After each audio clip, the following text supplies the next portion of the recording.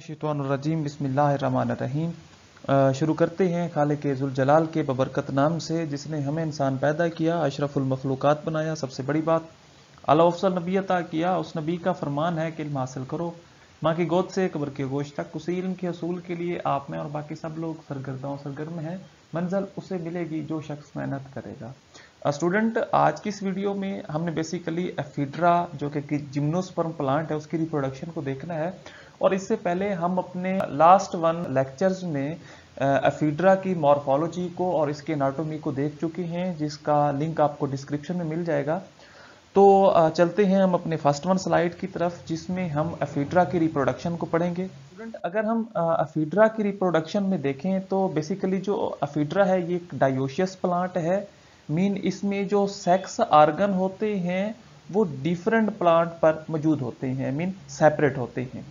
इसके साथ साथ इसकी जो कुछ स्पीशीज हैं वो मोनोशियस भी हैं, जिसकी एग्जांपल जो है वो बेसिकली एफीड्रा फोलिएटा है।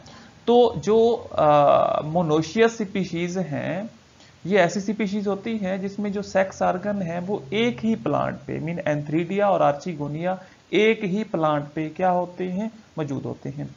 डेफिनेटली स्टूडेंट, जो एफीड्रा है ये बेसिकली हेट्रोस्पोरस है, मीन ये दो तरह के स्पोर पैदा करता है।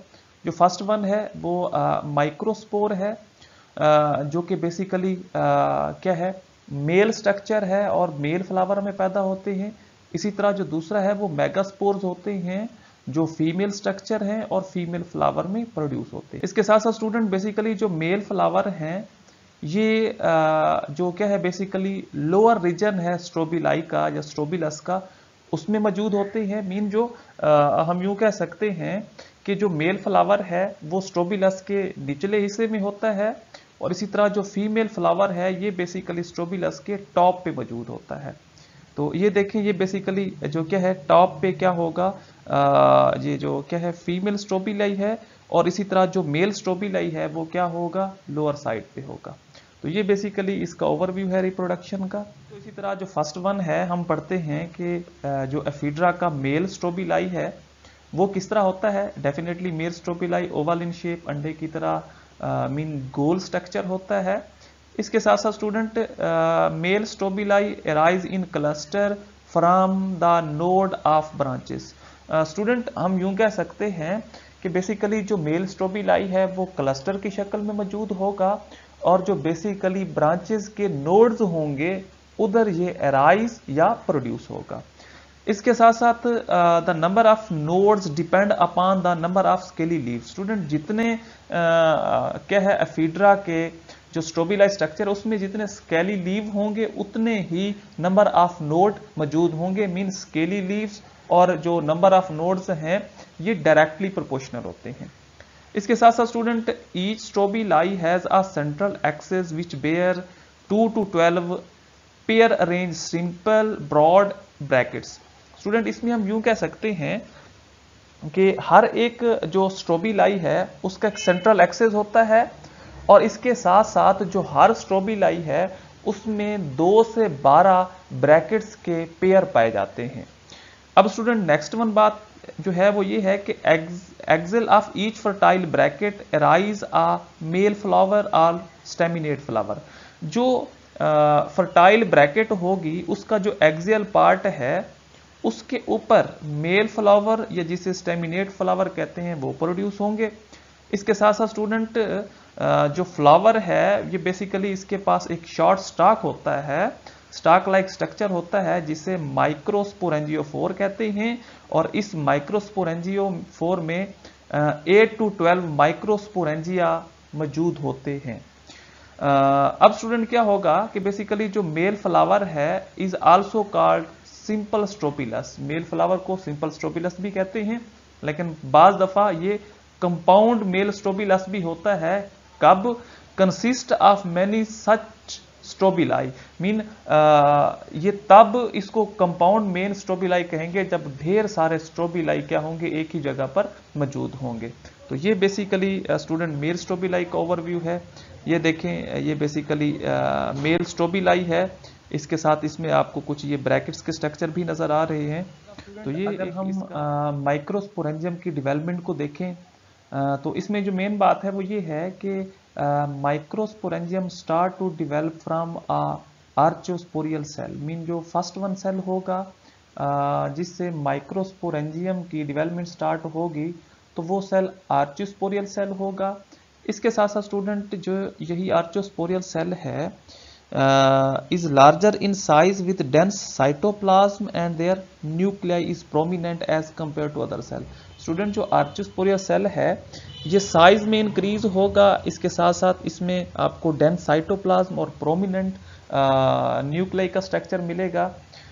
इसके साथ साथ इट डिवाइड पेरिक्रेनली, मीन जो क्या है आर्चोस्पोरियल सेल है इसमें पेरिक्लाइनल डिवीजन होती है और इसके बाद जो फर्स्ट वन सेल है वो आउटर प्राइमरी सेल बनता है और इनर स्पोरोजिनस सेल बनता है, मीन दो सेल बनते हैं। अब इसके बाद स्टूडेंट क्या होगा, the cell divide from a thick layer of tapetum.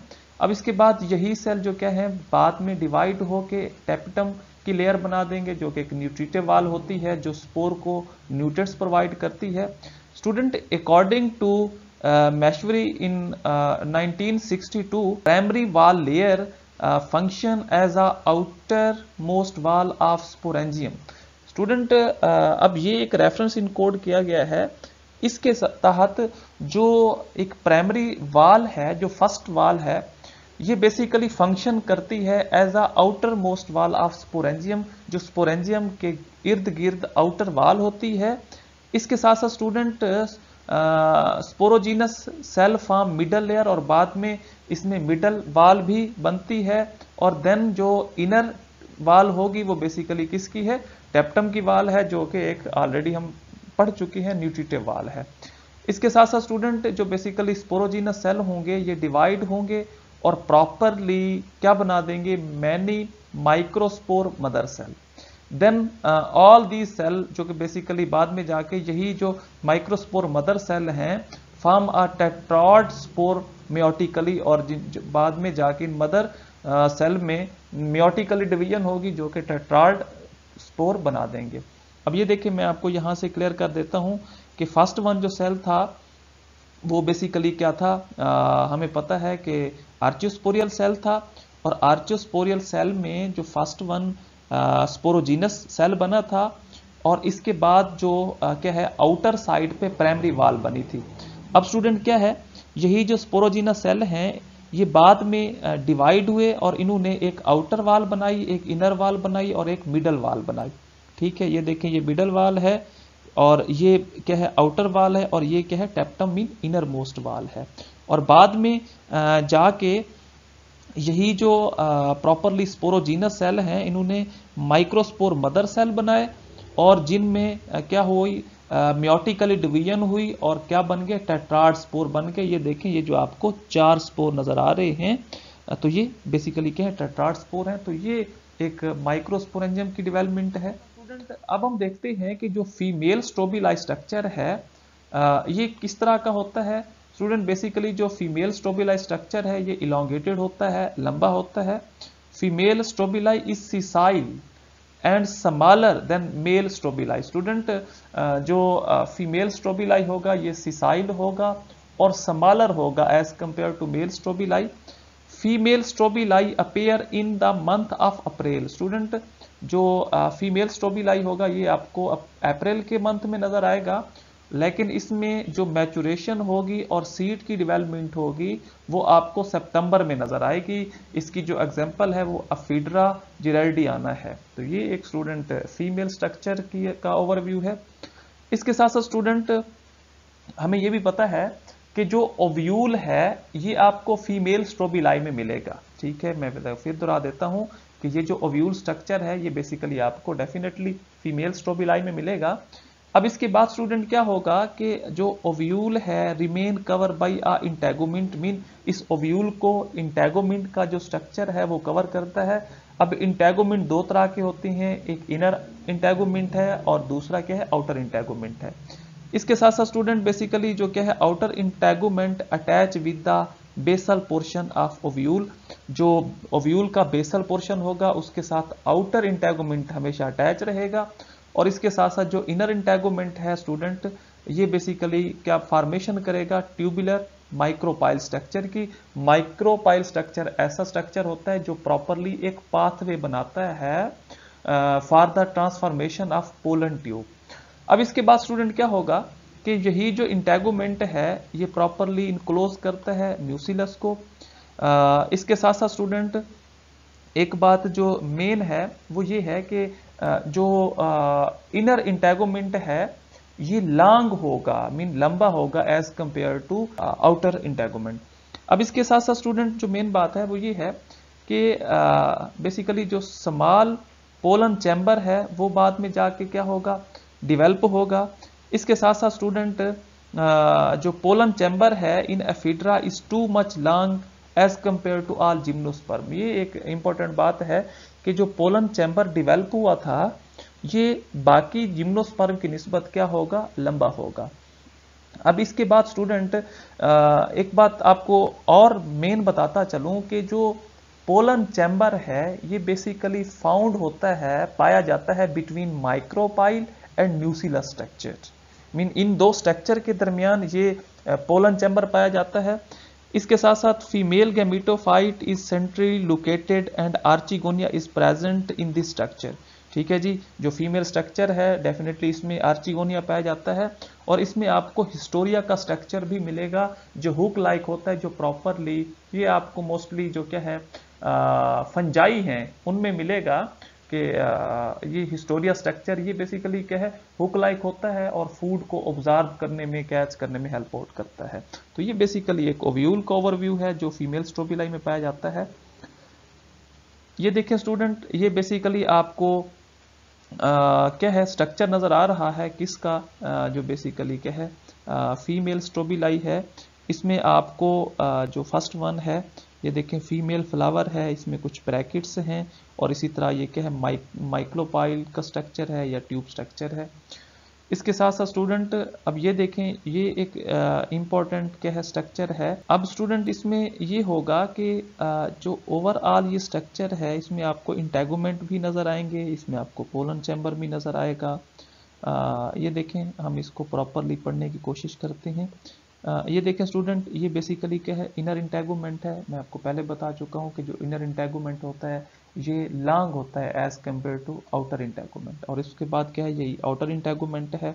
इसमें आपको पोलन चैम्बर नज़र आएगा, इसमें आपको ये नेक का स्ट्रक्चर नज़र आएगा, सेंटर में एग नज़र आएगा, आर्चिगोनियम का स्ट्रक्चर भी नज़र आएगा। इसके साथ साथ ये देखें ये आपको हिस्टोरिया का स्ट्रक्चर भी नज़र आ रहा है। ये ऊपर वाली लेयर में नेक सेल आपको मिलेंगे और नीचे में आपको सेंट्रल सेल मिलेंगे। तो ये बेसिकली क्या है, एक प्रॉपरली ओव्यूल की फॉर्मेशन है स्टूडेंट। इसी तरह अब हम आते हैं कि जो मेल गैमेटोफाइट है और फीमेल गैमेटोफाइट है इसमें फर्दर डेवलपमेंट कैसे होती है स्टूडेंट। जो मेन बात है वो ये है कि फर्स्ट वन हम मेल गैमेटोफाइट को पढ़ लेते हैं। जो माइक्रोस्पोर की जर्मिनेशन है माइक्रोस्पोरेंजिया में, ये बेसिकली क्या है, मेल गैमेटोफाइट है।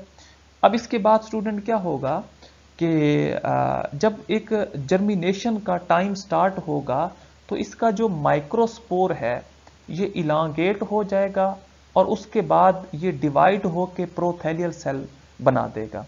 अब इसमें जो आपको ये स्क्रीन पे नजर आ रहा होगा कि जो फर्स्ट डिवीजन में फर्स्ट प्रोथैलियल सेल बना, ये देखें फर्स्ट प्रोथैलियल सेल है, और उसके बाद जो सेकंड डिवीजन है उसमें आपको सेकंड प्रोथैलियल सेल मिला है। लेकिन ये बेसिकली ये स्टार्ट कहाँ से हुआ, जो एंथ्रीडियल इनिशियल हैं जिसको हमने माइक्रोस्पोर का स्ट्रक्चर कहा। अब इसके बाद स्टूडेंट क्या होगा कि यही जो क्या है एंथ्रीडियल सेल हैं जिसको हमने एंथ्रीडियल इनिशियल कहा, ये बाद में जाके डिवाइड होगा और ये दो तरह के सेल बना देगा, एक ट्यूब सेल बनाएगा और दूसरा जनरेटिव सेल बनाएगा। ये देखें यही जो क्या है, ये देखें ये जो क्या है एंथ्रीडियल सेल है ये डिवाइड हुआ, इसने जो एक सेल है वो ट्यूब सेल या ट्यूब न्यूक्लियस बनाया और दूसरा इसने जनरेटिव सेल बनाया। अब इसके बाद स्टूडेंट क्या होगा कि यही जो जनरेटिव सेल हैं, ये देखें ये वाले जो जनरेटिव सेल हैं ये बाद में जाके डिवाइड हो जाएंगे और ये दोनों इनमें से एक जो सेल है वो बेसिकली स्टार्क सेल का न्यूक्लियस बना देगा और दूसरा जो है वो बॉडी सेल का न्यूक्लियस बना देगा। ठीक है जी, ये देखें इसमें एक जो है इसने स्टार्क सेल का न्यूक्लियस बनाया है और इसके बाद जो दूसरा है स्टूडेंट इसने क्या है बॉडी सेल का न्यूक्लियस बनाया है। ये देखें, ये आपको नज़र आ रहा होगा। तो ये बेसिकली स्टूडेंट इसका क्या है ओवरव्यू है।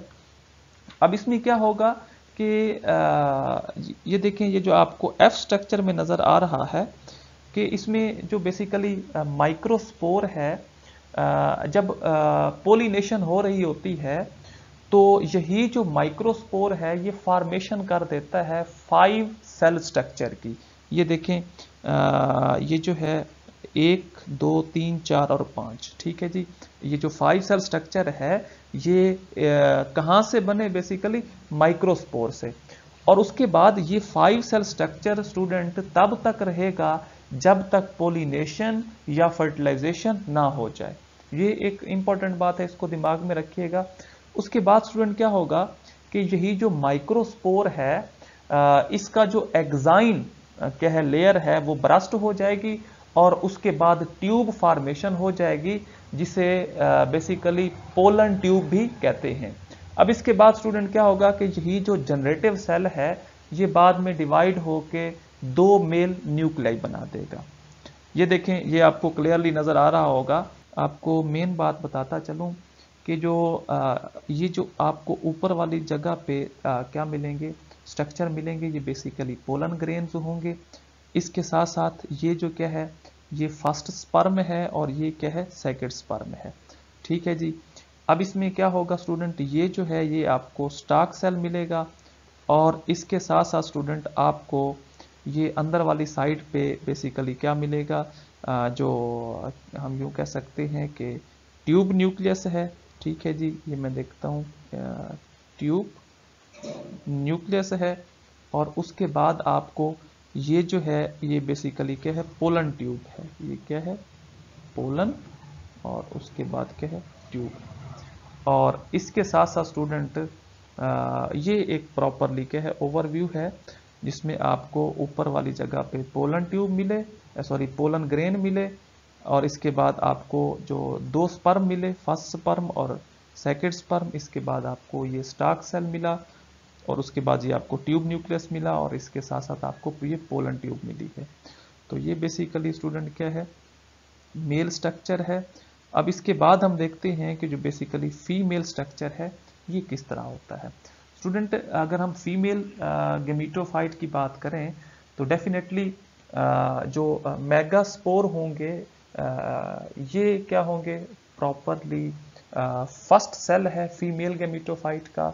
और उसके बाद स्टूडेंट क्या होगा कि जो जब मेल गेमीटोफाइट एफिड्रा की अगर हम देखेंगे तो इसमें जो फ्री न्यूक्लियर डिवीजन है ये होती रहेगी कितने दिनों तक, एटलीस्ट 20 डेज। ठीक है, 20 डेज तक ये फ्री न्यूक्लियर डिवीजन होती रहेगी और यही जो न्यूक्लियर स्ट्रक्चर हैं ये जो एक पेरिफेरी रिंग बना देंगे।